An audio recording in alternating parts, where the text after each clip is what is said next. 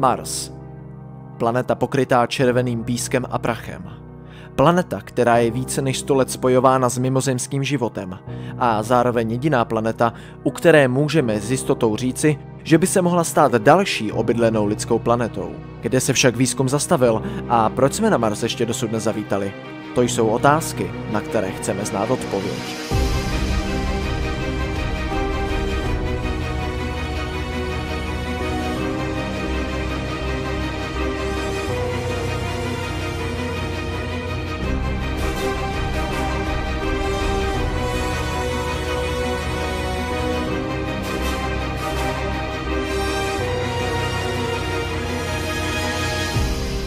Některé sondy už však na Marsu provádí výzkumnou činnost a nějaká ta tajemství již odhalily. Kdy se ale na tuto planetu podívá opravdu člověk?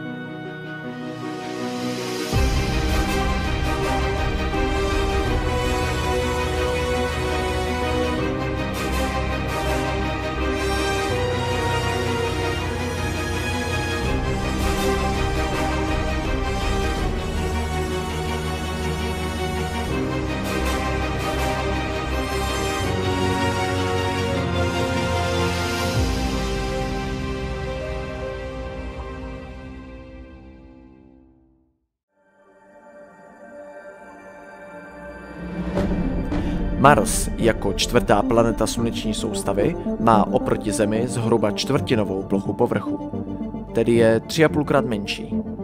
Ve skutečnosti má takovou velikost, jako kdybychom spojili všechny kontinenty na Zemi dohromady.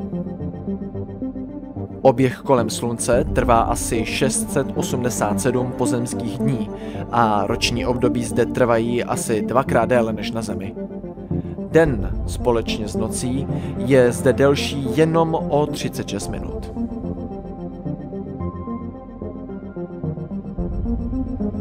Co se týče teploty, ta se pohybuje od -5 do -90 stupňů Celsia. Ale během letního období zde můžete zaznamenat i 20 stupňů Celsia.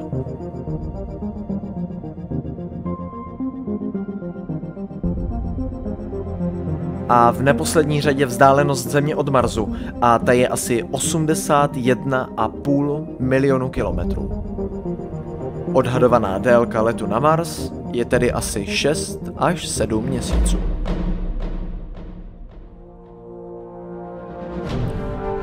První pokusy o průzkum začaly již v roce 1960, o který se pokusil tehdejší Sovětský svaz. Všech 7 pokusů bylo ale neúspěšných. Americká raketa Viking 1 byla do vesmíru vyslána 2. srpna 1975 a 20. července 1976 se jí podařilo přistát a nafotit první snímky této záhadné planety.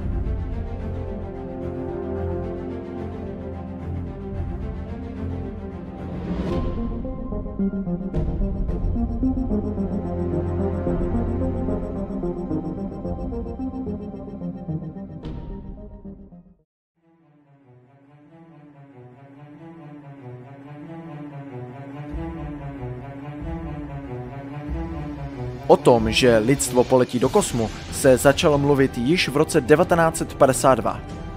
Prvního vzletu do vesmíru se dočkal v roce 1961 Jurij Alexejevič Gagarin. Přesné datum kolonizace Marsu však nikdy nebylo určeno a termín se stále odsouvá. I přesto, že máme stále více informací o této planetě, není naše priorita ji okamžitě osídlit. Mezi největší problémy ale můžeme zařadit také finance. Odhadovaná cena tohoto projektu je asi 120,6 miliardy dolarů, což je 6 současných ročních rozpočtů NASA. Nikdo vlastně neví, jestli se taková investice vyplatí. Peníze se tak raději budou investovat do užitečnějších, pokročilých technologií. A na druhou stranu, vše, co chceme vědět o Marsu, nám v dnešní době již mohou zajistit sondy. Mezi další problémy můžeme zahrnout náročnost dopravy, tedy dopadu na lidskou psychiku. Člověk, který letí v raketě 6 až 7 měsíců, se musí zcela odprostit od svého běžného života. Uzavřen na jednom místě, bez možnosti volného pohybu. Omezená strava a omezený kontakt s rodinou. A to vše jenom proto, aby opustil veškerý svůj komfort na Zemi a žil na této pusté planetě? A hlavně, Mars ani nemá úplně nejideálnější podmínky ke každodennímu žití na této planetě.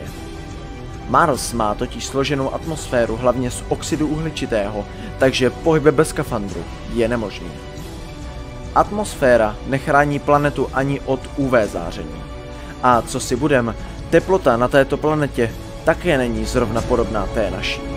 Vodu byste sice našli, ale pouze v pevném skupenství.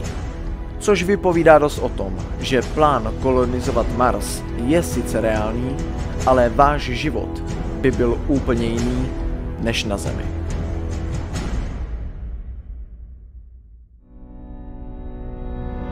No a teď už se jenom rozmyslete, jestli byste takový život chtěli žít i vy. Možná ještě budete mít možnost. V roce 2028 nebo 2030 plánuje Elon Musk misi, jejíž cíl je dopravit lidi na Mars. A to, jestli se mu to podaří či nikoliv, se dozvíme za spousty let, anebo nikdy. Možná lidská kolonizace najde novou planetu pro osídlení.